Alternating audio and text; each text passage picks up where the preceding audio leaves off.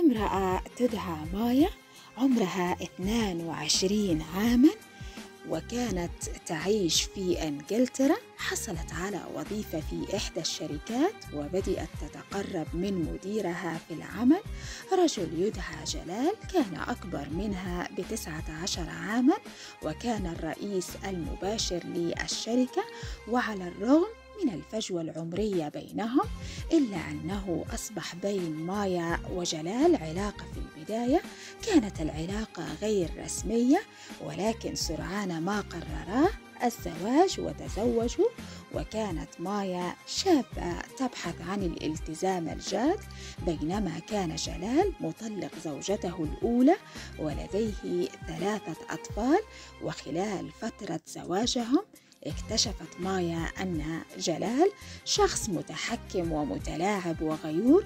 وبعد عام من زواجهم بدأ جلال في الضغط على مايا، وكان عنده الرغبة في السيطرة المصحوبة بالغيرة المتزايدة والتملك، وكان دائما يتحقق من هاتفها ويغضب عندما تتلقى إشعارات أو رسائل، وكأنها كان يجب عليها أن تتخلى عن جميع الصداقات والعلاقات مع عائلتها.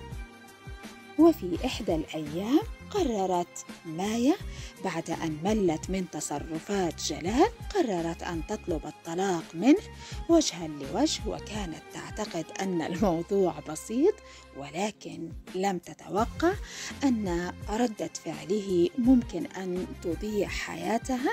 وفي مساء يوم 27 أغسطس وصل المحققين وطرقوا المنزل ولم يرد أحد، وقرر الضباط كسر الباب، وعند دخولهم وجدوا جلال مستلقيا في بركة من الدماء على أرضية المطبخ، وكانت به عدة طعنات في ذراعيه وفي رقبته، وكان الوريد مقطوع.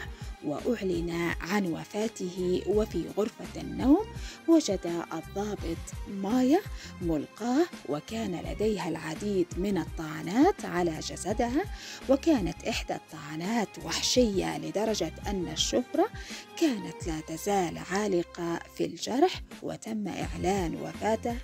وأصدر الطبيب الشرعي بيان لخص إلى أن قلب مايا توقف بعد دقائق فقط من مراسلة صديقاتها، وكان تقرير السلطات أنها كانت جريمة قتل انتحارية. تحياتي للجميع.